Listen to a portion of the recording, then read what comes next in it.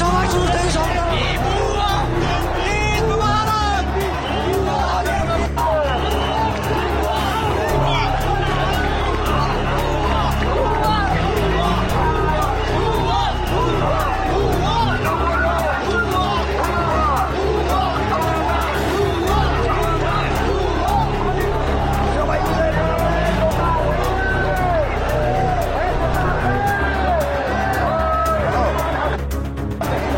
আসলে এটা তো শুধু একটা দাবি না, এটা ছিল সারা বাংলার মানুষের প্রাণের দাবি এবং সকলের চাওয়া।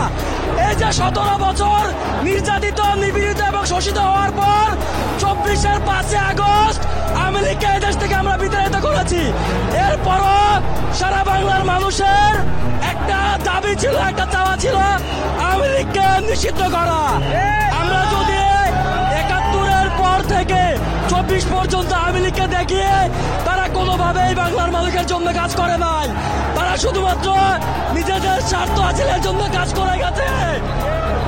তো বাংলার আপামর সাধারণ জনগণ সর্বশেষ চাওয়া এবং আমরা এটা করতে পেরেছি।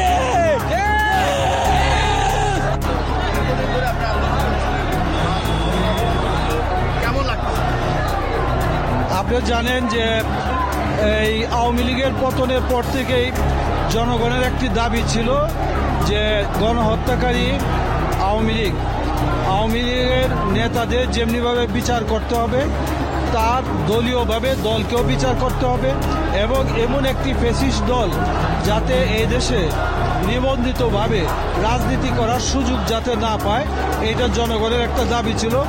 আমরা দীর্ঘদিন পর্যন্ত মাঠে এই আন্দোলনে হেফাজতে ইসলামের পক্ষ থেকে এবং অন্যান্য রাজনীতি দলের পক্ষ থেকে আমরা আন্দোলনে মাঠে ছিলাম। আজকের এই ঘোষণায় আমরা মাননীয় প্রধান উপদেষ্টা সহ সকল উপদেষ্টাকে আমরা ধন্যবাদ জানাই এবং সকল দেশবাসী আন্দোলন সংগ্রামে যারা আমাদের পাশে ছিল সবাইকে আমি ধন্যবাদ জানাই।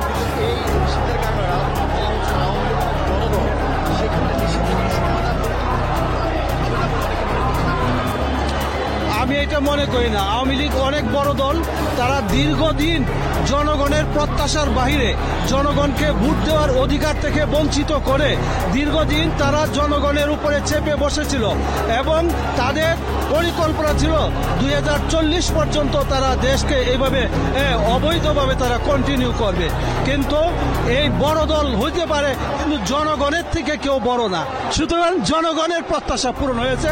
আমরা আশাবাদী আওয়ামী লীগ নিষিদ্ধ অবস্থায় কোনো কিছু করতে পারবে না, আইন অনুরূপ ব্যবস্থা নেবে এবং জনগণ প্রতিরোধ করবে।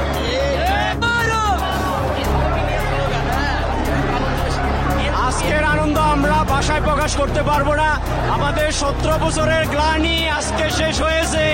আমরা শুকরিয়া আদায় করি আল্লাহ তাআলার কাছে।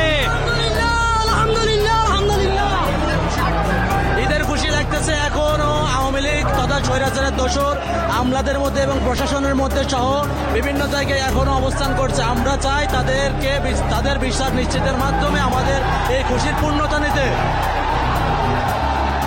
আমাদের 5 আগস্টের পরে প্রথম দাবি ছিল এই স্বৈরাচার নিষিদ্ধ। এতদিন পরে হইলেও সেটা পাইছি, অনেক আলহামদুলিল্লাহ, আমরা অনেক খুশি।